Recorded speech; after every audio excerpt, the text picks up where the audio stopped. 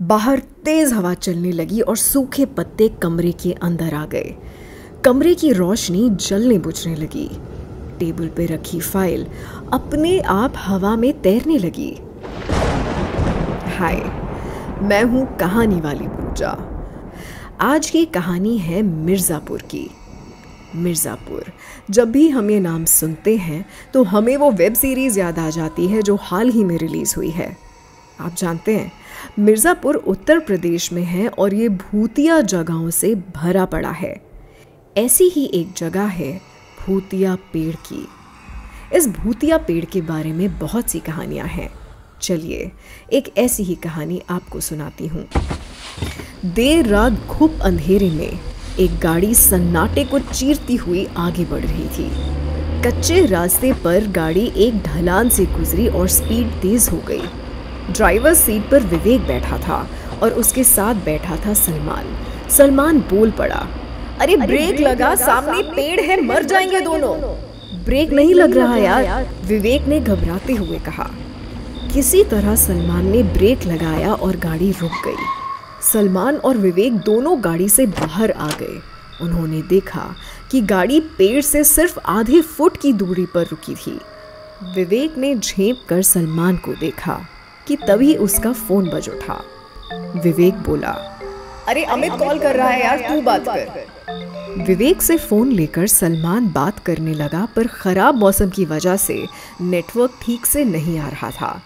Network ढूंढता हुआ सलमान विवेक से थोड़ी दूर निकल आया। फोन पर अमित ने सलमान से पूछा कि वो और विवेक कहाँ हैं।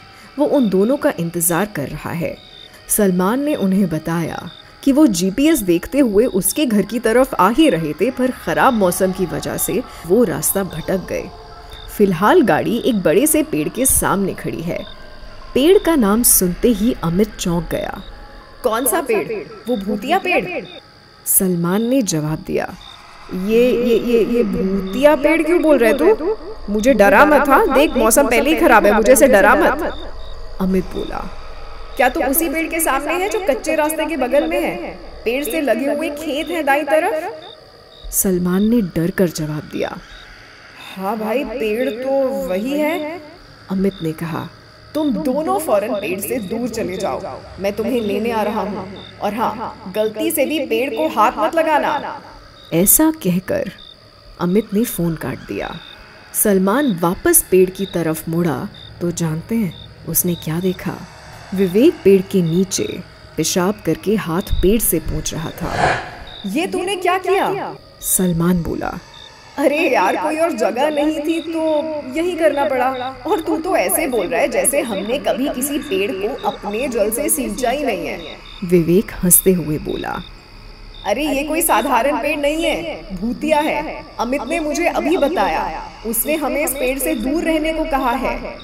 सलमान के ये कहने पर विवेक ने हंसते हुए जवाब दिया, सलमान तू किसकी बातों में आ गया? याद नहीं विवेक कैसे हमें कॉलेज में बुद्धू बनाता था? और मुझे देख, मैं तो बिल्कुल ठीक हूँ। विवेक ने ये कहा ही था कि एकदम से उसका चेहरा पीला पड़ गया और मुंह से झाग निकलने लगे। सलमान उसे हक्का बक्का होकर देख ही रहा था कि बाइक पर अमित वहां पहुंच गया। विवेक की हालत देखकर अमित बोला, वही हुआ जिसका मुझे डर था। चल इसे गाड़ी में डालकर हॉस्पिटल ले चलते हैं। अमित और सलमान विवेक को पास के हॉस्पिटल के इमरजेंसी वार्ड में ले गए। डॉक्टर ने विवेक को देखते ही कहा, ये तो पूरा पीला पड़ चुका है, कहीं इसने उस पेड़ को तो नहीं छुआ? अमित ने हाँ कहते हुए सर झुका लिया। सलमान निराश होकर बोला, डॉक्टर साहब, आखिर उस पेड़ में ऐसा क्या है जिसे छूते हुए लोग मौत के करीब पहुंच जाते हैं? डॉक्टर बोला, ये किस्सा 50 साल पुराना है। सुना है कि एक चोर गांव में चोरी करके भाग रहा था और लोग उसका पीछा कर रहे थे। चोर इस पेड़ से टकराकर वहीं गिर गया। गांव वाले उसे ढूंढते हुए आ पहुंचे। गांव वालों ने उसे मारकर वहीं पेड़ के नीचे गाड़ दिया। उसके बाद ये पेड़ भूतिया बन गया। तेज गर्मी में भी ये हरा भरा रहता और बारिश में सूख जाता। अगर कोई इसे गलती से छू ले तो तड़प तड़प कर मर जाता।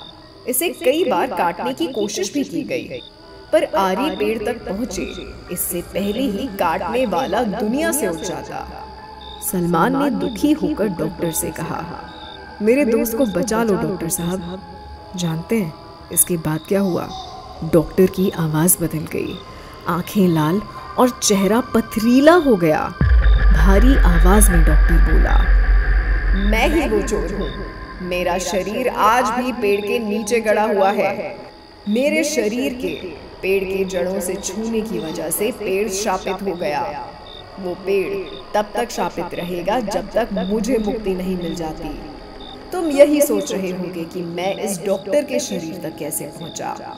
मुझे उस पेड़ के नीचे दबे हुए कुछ ही दिन हुए थे कि एक बूढ़ा मुसाफिर पेड़ के नीचे विश्राम करने के लिए लेटा। मैं फौरन उसके शरीर में आ गया। उसका शरीर पीला पड़ गया और गांव वाले उसे इसी डॉक्टर के पास ले आए। वो बूढ़ा मुसाफिर वैसे भी चंद दिनों का मेहमान था और ये डॉक्टर नौजवान। मैंने इस डॉक्टर के शरीर में घर कर लिया और सालों से यही हूँ। इसलिए जब भी कोई उस पेड़ को छूकर यहाँ लाया जाता है ना, मैं उसे जिंदा नहीं छोड़ता। तुम्हारा दोस्त भी नहीं बचेगा।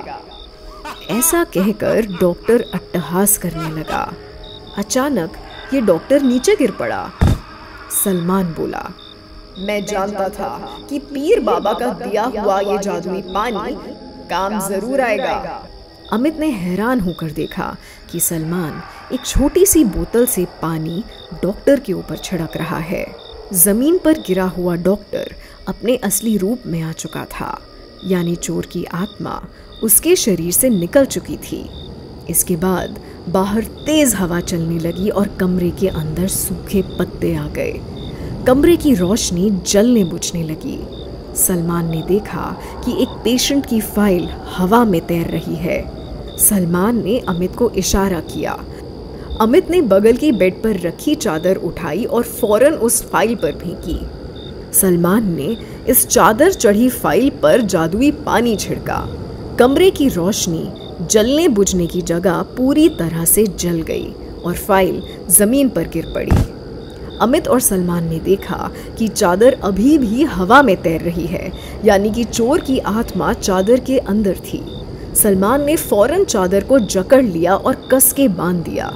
विवेक को गाड़ी में लेकर अमित और सलमान पेड़ के पास आए और इस चादर को वहीं पेड़ के नीचे गाड़ दिया। थोड़ी देर बाद विवेक को अपने आप होश आ गया। सुबह होते ही वो तीनों गांव के सरपंच से मिले और उन्हें पूरी बात बताई। सरपंच ने पेड़ के इर्द गिर्द एक बाड़ बनवा दी और नोटिस लगवा दिया, भूतिया पेड़ है, दूर रहे। तो मिर्ज़ापुर से जुड़ी हुई ये थी मेरी आज की कहानी। कैसी लगी आपको? अगर पसंद आई है तो लाइक कीजिए, शेयर कीजिए और चैनल सब्सक्राइब कीजिए।